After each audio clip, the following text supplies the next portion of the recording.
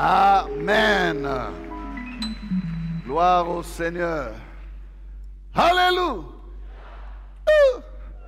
La joie du Seigneur, c'est notre force. Amen, amen. Joyeux Noël et meilleurs vœux d'avance pour l'année 2022. Alléluia. Que le Seigneur vous fasse du bien, qu'il vous comble, qu'il vous garde en bonne santé et qu'il fasse de vous des bons dispensateurs. Alléluia. Gloire au Seigneur. 2 Timothée chapitre 4, versets 5 à 8. Mais toi, sois sobre en toutes choses, supporte les souffrances, fais l'œuvre d'un évangéliste, remplis bien ton ministère, car pour moi, je sers déjà de libation et le moment de mon départ approche. J'ai combattu les bons combats, j'ai achevé la course, j'ai gardé la foi. Désormais, la couronne de justice m'est réservée. Le Seigneur, le juste juge, me la donnera en ce jour-là. Et non seulement à moi, mais encore à tous ceux qui auront aimé son avènement. Amen. 1 Pierre 4, 10, nous proclamons cela ensemble.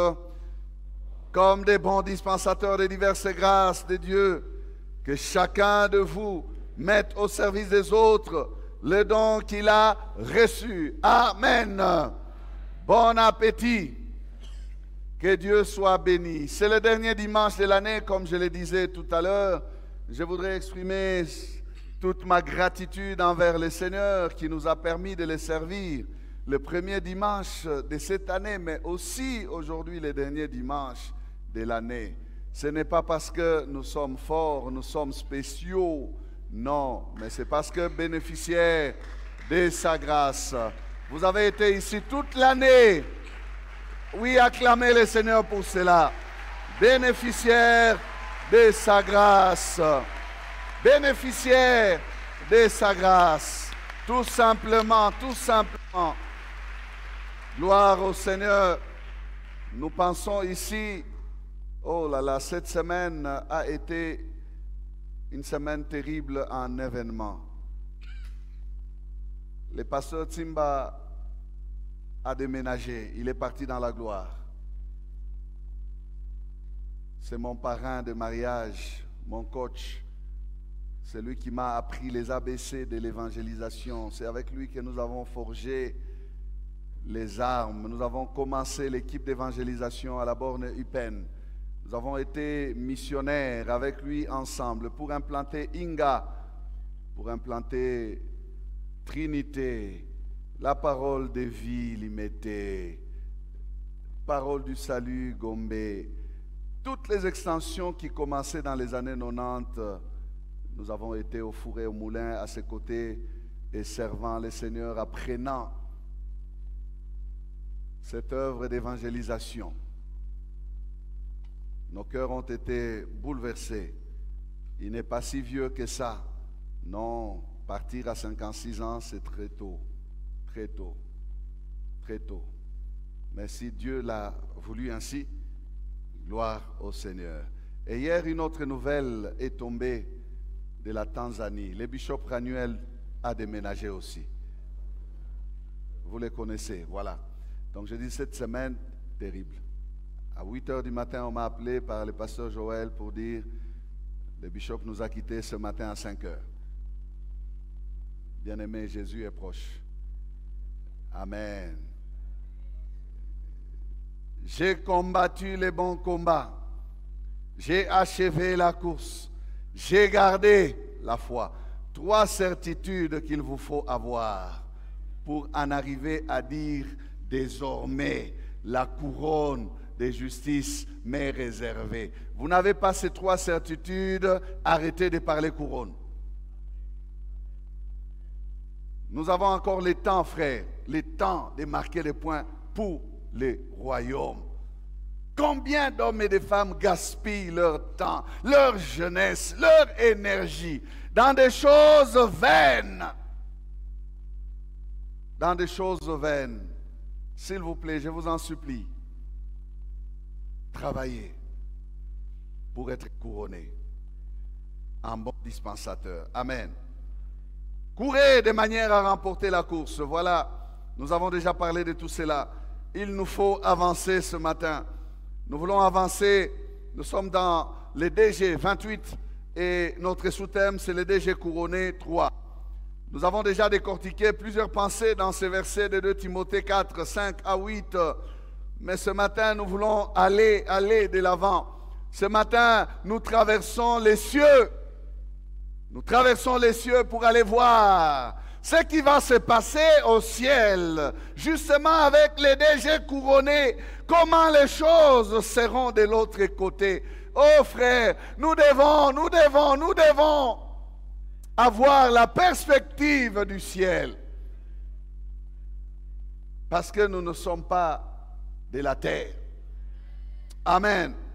Nous traversons les cieux ce matin pour aller voir juste un aperçu de ce qui se passera pour ceux qui recevront des couronnes, à l'exemple de ces 24 vieillards qui nous apprennent, qui nous enseignent, qui nous donnent des vérités, des choses qui vont se passer dans les cieux. Apocalypse chapitre 4, versets 9 à 11. Nous allons lire tous ces chapitres par après, mais nous prenons d'abord cette portion. Quand les êtres vivants rendent gloire et honneur et action de grâce à celui qui est assis sur le trône, à celui qui vit au siècle des siècles, les 24 vieillards se prosternent devant celui qui est assis sur le trône, et ils adorent celui qui vit au siècle des siècles. Et ils jettent leur couronne devant le trône en disant: Tu es digne, notre Seigneur et notre Dieu, de recevoir la gloire et l'honneur et la puissance, car tu as créé toutes choses, et c'est par ta volonté qu'elles existent et qu'elles ont été créées. Amen. Frères et sœurs, c'est l'une des plus belles scènes du ciel à laquelle nous participerons. L'une des plus belles scènes de l'éternité. L'un des plus beaux moments du ciel. C'est l'un des moments forts des activités célestes. Que Dieu nous fasse grâce d'y assister.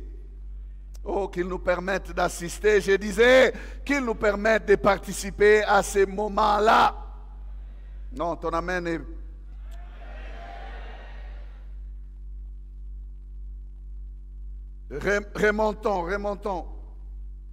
Remontons pour voir. Je disais qu'il faut lire tous ces chapitres.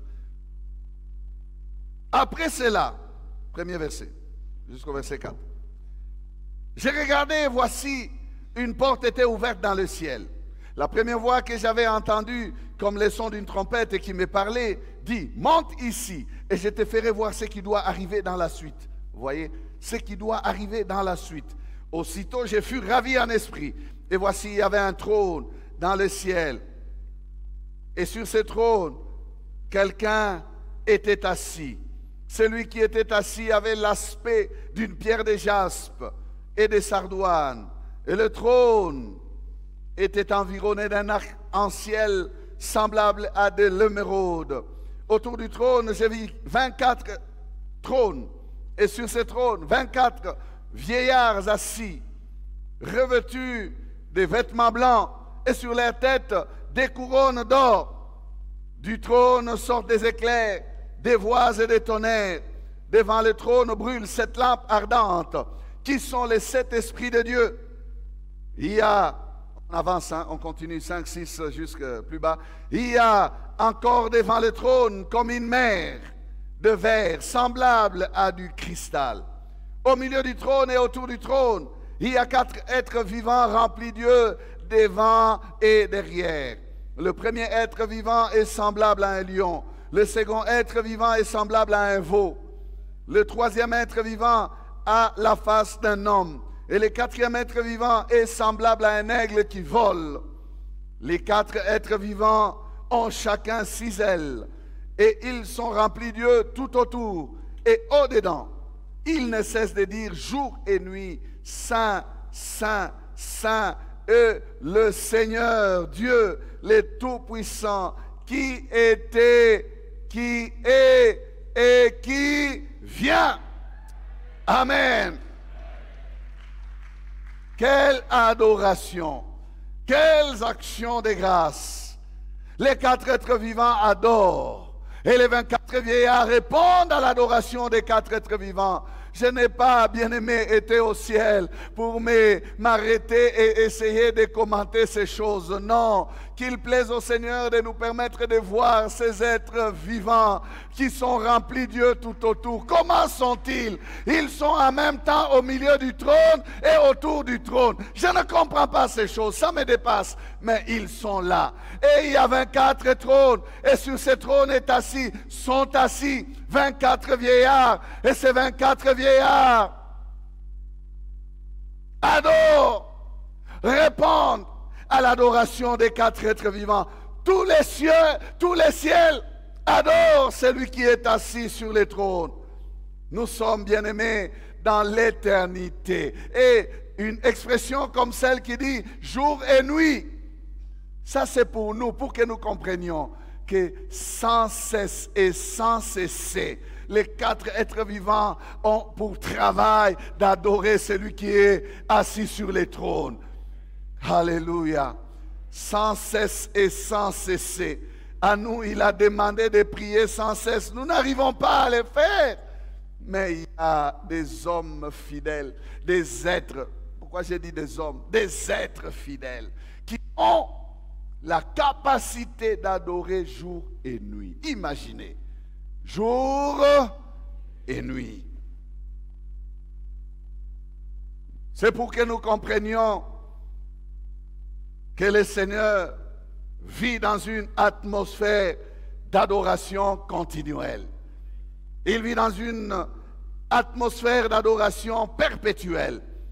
Les 24 vieillards font quoi? Ce sont ceux qui nous intéressent ici. Au verset 10, les 24 vieillards se prosternent devant celui qui est assis sur les trônes et ils adorent celui qui vit au siècle des siècles. Et ils jettent leur couronne devant le trône en disant, tu es digne, notre Seigneur et notre Dieu, de recevoir la gloire et l'honneur et la puissance. Tu as créé toutes choses. Et c'est par ta volonté qu'elles existent et qu'elles ont été créées. C'est dans ces 2 versets, bien-aimés, que nous tirons nos 3 leçons. Des choses que nous retrouverons au ciel. Oh, mon cœur soupire après cela. Des choses que nous pratiquerons au ciel. Parce qu'ici, ce n'est qu'un aperçu, comme j'ai dit. La fenêtre a été ouverte pour que les gens puissent entrer et voir dans l'éternité des choses qui arriveront par la suite. Ce n'est pas encore là. Ça arrivera dans la suite. Ça arrivera dans la suite. C'est en train d'être préparé. Ça arrivera.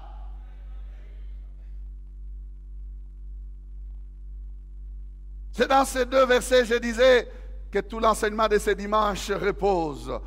Premier élément, c'est d'abord, nous disons d'abord, les 24 vieillards se prosternent devant celui qui est sur les trônes. Ça, c'est d'abord. Avant toute chose, il est question de voir la position que ces 24 vieillards occupent au ciel. Ils sont dans une position qu'il nous faut apprendre déjà dès maintenant. Frères et sœurs, ils se prosternent devant celui qui est assis sur le trône. Il te faut apprendre déjà cette position. Tu la retrouveras au ciel. Tu n'es pas habitué à te mettre à genoux. Pourquoi? Il faut que tu apprennes à te mettre à genoux. Tu ne peux pas, non, rester debout devant lui, devant celui qui est assis sur le trône. Avant toute chose, j'ai dit, ça c'est d'abord. D'abord, la question de la position. La position devant celui qui est sur le trône. Il se prosterne. Devant celui-là, tout genou fléchi. Et la parole de Dieu le dit, dans les cieux, sur la terre et sous la terre. Tout genou fléchit devant lui. Tout genou fléchit devant lui. Là dans les cieux, les 24 vieillards sont à genoux devant lui. Ceci, frères et sœurs, est une leçon de la reconnaissance de sa position de Seigneur. C'est le geste réservé au Seigneur seul. Tu ne te mettras à genoux que devant le Seigneur ton Dieu et lui seul. Et lui seul. Pas devant un homme. Lorsque l'on a voulu se prosterner devant Pierre, il a refusé, il a dit, je ne suis qu'un homme. Et lorsque Jean a voulu se prosterner devant un ange, l'ange a refusé, il a dit, je suis un serviteur comme toi. Nous sommes tous au service du Maître. Adore Dieu seul. Je ne suis qu'un messager, un ange. Tu n'as pas à te mettre à genoux devant moi. Je plains ces gourous qui exigent ces gestes qui ne leur reviennent pas. Je les plains. À genoux devant celui qui est sur le trône. Il est sur le trône. Écoutez, frères et sœurs, ce n'est pas parce qu'il y a 24 trônes que nous allons rester assis sur les trônes. Ce n'est pas parce que Jésus nous fera asseoir sur le trône parce que nous vaincus que nous allons rester assis sur le trône et que nous allons les regarder et nous pavaner sur notre trône en train de dire merci Jésus, tu nous as fait asseoir aussi sur le trône, nous sommes devenus tes égaux, tes semblables. Waya, nous allons nous prosterner malgré que nous aurons nos trônes. Les 24 vieillards ont leur trône, mais ils ne peuvent pas s'asseoir devant les seuls qui méritent que l'on se prosterne devant lui. Est-ce que quelqu'un me suit très bien? C'est pas parce que il a fait de toi un chérubin protecteur. Il t'a donné d'être parfait. Oh Satan, tu t'es trompé. Tu as dit, je monterai, je m'assierai, je serai comme Dieu. Tu as été précipité. Il faut apprendre à se mettre à genoux devant le Seigneur. Le privilège qu'il t'accorde de t'élever ne te permet pas d'oublier que tu n'es pas son égal.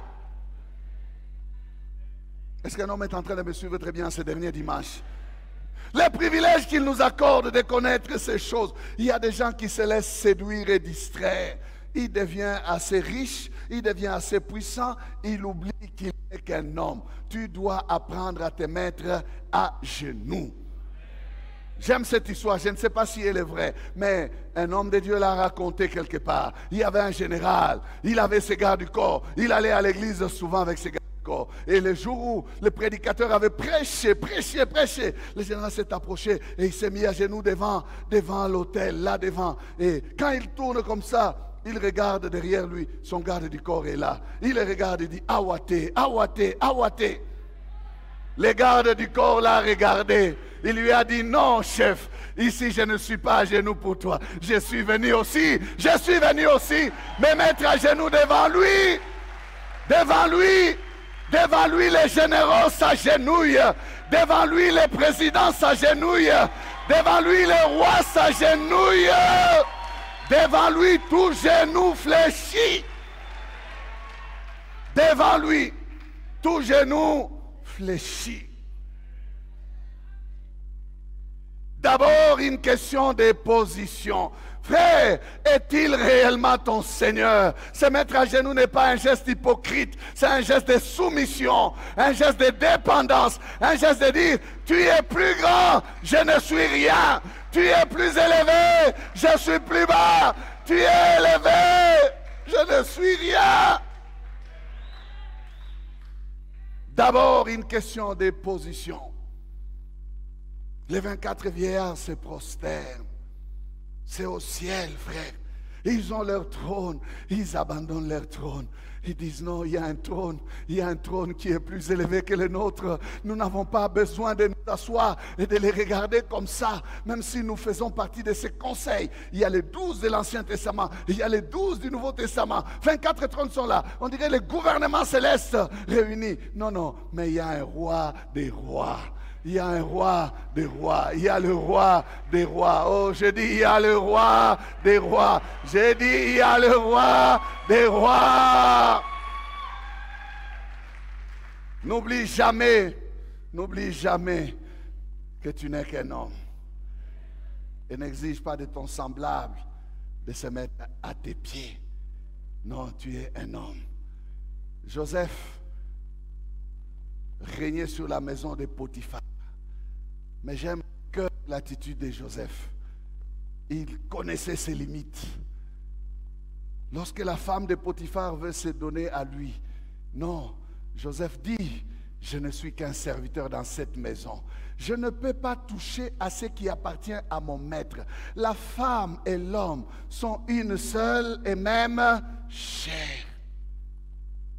Donc, voyant la femme de Potiphar, c'est Potiphar.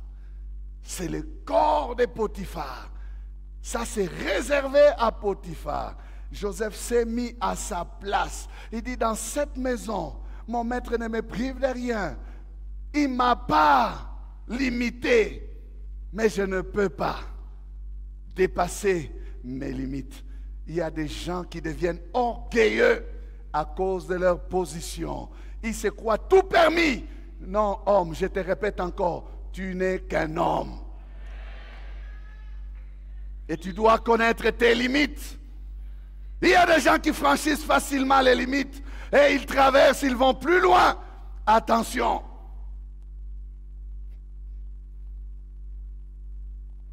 Oh, je monterai, je serai. Il a été précipité. Et Joseph devant Pharaon, écoutez comment Pharaon lui dit. Il lui dit, je t'établis sur ma maison et tout mon peuple obéira à tes ordres. Le trône seul m'élèvera au-dessus de toi. C'est Pharaon qui parle. Il dit, le trône seul m'élèvera au-dessus de toi. J'étais en train de dire qu'il y a un trône qui est au-dessus des trônes. Les 24 vieillards avaient leur trône, mais il y avait un trône. Et ce trône était au-dessus des trônes des 24 vieillards. Apprenons ces leçons, frères, et que chacun reste dans les limites de sa position. Il dit, il y a au-dessus d'un homme un autre homme qui domine. Il y a encore au-dessus de cet autre homme un autre homme qui domine. Mais au-dessus de tout ce qui domine, il y a Dieu. Tous doivent rester dans leurs limites. Deuxième point, deuxième élément, c'est les ensuite. Ensuite, qu'est-ce qu'ils font ensuite? Ils adorent celui qui vit au siècle des siècles. Premier élément, ils se prosternent, ils sont à genoux. Et à genoux, qu'est-ce qu'ils font? Ils se mettent à adorer. Ils adorent. Et cette adoration, frères et sœurs, n'est pas pour peu de temps. L'adoration est due au Seigneur pour la durée des temps. Pour la durée des temps. Tant qu'il est assis sur le trône, l'adoration ne manquera jamais devant son trône. S'il vit au siècle des siècles, c'est que l'adoration aussi l'accompagnera au siècle des siècles. Quand tout aura cessé, l'adoration ne cessera pas. Devant le trône, il y aura toujours des adorateurs. L'adoration et l'adoration encore, c'est la seule chose qui continuera, qui traversera l'éternité. Et c'est pour cela que la parole de Dieu parle dans Jean 4. Elle dit, Dieu cherche des vrais adorateurs. Si le Seigneur est en train de sauver des âmes, si le Seigneur est en train de toucher des âmes, c'est pour les prendre du monde où ils sont, du paganisme où ils sont. Il en fait des adorateurs. Le Seigneur est un bon visionnaire. Il dit, il ne manquera jamais d'adoration devant son trône. Voilà pourquoi il a fait, frères et sœurs, des hommes de toutes langues, de toutes races, de toutes les nations. un royaume et des sacrificateurs. Vous savez ce qu'ils vont continuer à sacrifier devant lui? C'est l'adoration. Des paroles qui confessent sa louange. Ils ne vont pas apporter des agneaux, des taureaux. Non, non, non. Ce royaume des sacrificateurs est constitué d'adorateurs. Constitué d'adorateurs. Dieu cherche des vrais adorateurs. Il ne cherche pas seulement l'adoration, mais il cherche des instruments desquels découlera cette véritable adoration. Est-ce que tu es avec moi? Donc ne sois pas seulement quelqu'un qui adore, mais adore dans la vérité. Sois un instrument d'adoration. Quelqu'un qui remplit les critères d'adorateur. Dieu cherche des vrais adorateurs. Et les 24 vieillards font partie de ces vrais adorateurs. Ils adorent. Et qu'est-ce qu'ils disent dans leur adoration? Tu es digne, notre Seigneur et notre Dieu, de recevoir la gloire et l'honneur et la puissance. C'est le seul qui soit digne. Et l'adoration lui revient à lui seul. J'ai parlé de ces commandements que Jésus a répétés devant Satan. Il a dit, tu adoreras l'Éternel ton Dieu et tu ne te mettras à genoux que devant lui seul. C'est à lui. C'est la matière réservée à lui. Amen. Troisième élément. Et enfin, c'est ce qui nous intéresse ici. L'attitude de ces 24 vieillards. Qu'est-ce qu'ils font? Et ils jettent leur couronne devant le trône. Ils sont à genoux, ils adorent, et puis enfin, ils prennent ces couronnes d'or. N'oubliez pas, nous avons parlé de ces couronnes d'or. Ils vont enlever ces couronnes d'or. Ces signes de leur autorité, de leur élévation, comme faisant partie du gouvernement céleste. Ils vont enlever ces couronnes d'or et les jeter devant celui qui est assis sur le trône. Ils jettent leur couronne devant le trône et devant celui qui est assis sur le trône. Celui qui est assis sur le trône leur a donné les couronnes.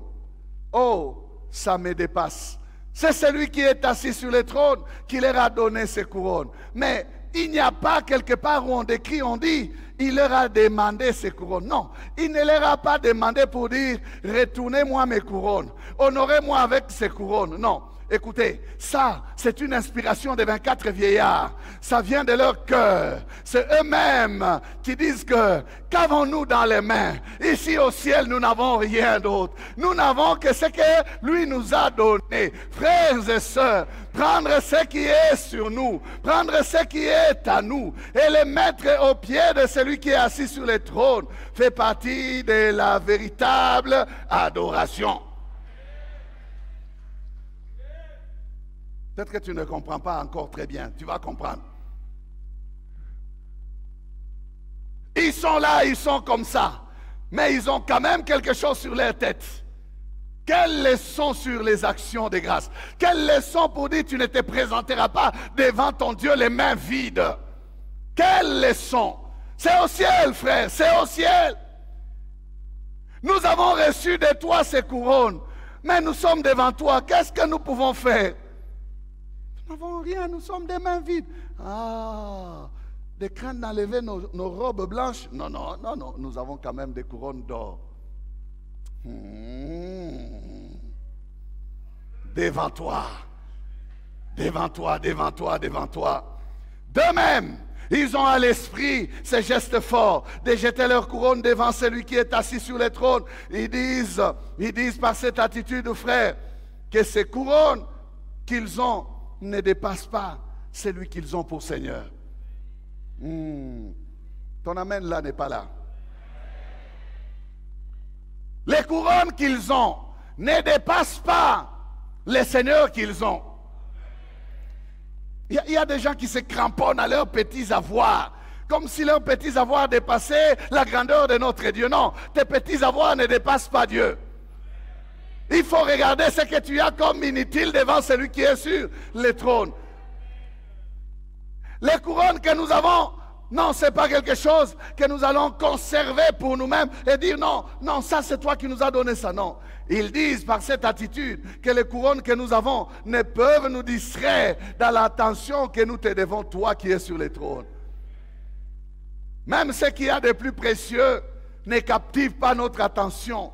Nous l'enlevons de nous. Parce que toi, non, tu es celui qui attire notre attention. Les couronnes ne peuvent pas nous distraire. Ils disent que les couronnes que nous avons n'ont pas plus de valeur à nos yeux que l'adoration que nous te devons. Ils disent que si nous pouvons avoir ces couronnes, c'est parce que toi tu nous as choisis. Et c'est parce que toi tu nous les as donnés. Frères et sœurs, regardez, en réalité, c'est Dieu qui se sert de nous, ce n'est pas nous qui servons Dieu. Amen. C'est Dieu qui se sert de nous, ce n'est pas nous qui servons Dieu. Dieu se sert de nous, Dieu vient, il nous utilise. Et avant de nous utiliser, Dieu fait quoi? Il vient, il nous choisit d'entre les païens, il nous sauve. Il nous prend de là, il nous amène dans son école. Il nous secoue, il nous enlève la poussière, il commence à déposer de diverses grâces. Il fait de nous des bons DG. Il prend l'onction, il met sur nous. Il prend la connaissance de la parole, il met en nous. Il prend la bonne santé, il nous donne. Il nous donne aussi les commandements d'aller et de faire des nations des disciples. C'est lui qui nous envoie. En réalité, c'est Dieu qui se sert de nous. Ce n'est pas nous qui servons Dieu. Alors, frères et sœurs, lorsque tu auras servi le Seigneur, tu as dit, j'ai achevé la course, j'ai combattu les bons combats, et tu prendras la couronne. Est-ce que tu la mérites réellement? Vous comprenez l'attitude de ces vieillards? Ils se disent, est-ce que nous méritons réellement ces couronnes d'or? Non. Par leurs gestes, ils veulent dire quoi? Tu nous as couronnés, c'est vrai. Mais en réalité, dans cette affaire, c'est toi qui devais être couronné. C'est toi qui devais être encore couronné. Ah, tu vois toi, tu ne comprends pas très bien parce que tu n'acclames même pas comme il faut. C'est Jésus qui devait être couronné. C'est Jésus qui doit être couronné. S'il a sauvé des âmes, c'est Jésus qui doit être glorifié. S'il a guéri les malades, c'est Jésus qui doit être glorifié. S'il a élevé des hommes, c'est Jésus qui doit être glorifié. En réalité, ce n'est pas les serviteurs que vaut l'instrument par rapport à celui qui a utilisé l'instrument. Qui doit recevoir la gloire? C'est celui qui a utilisé l'instrument. C'est ce que ces vieillards ont compris. Ils enlèvent leur couronne. Ils disent, c'est vrai, tu nous as couronnés pour nous encourager, que nous avons été des bons et fidèles serviteurs. Mais en réalité, dans cette affaire, c'est toi qui mérites. C'est Jésus qui mérite. C'est Jésus qui mérite.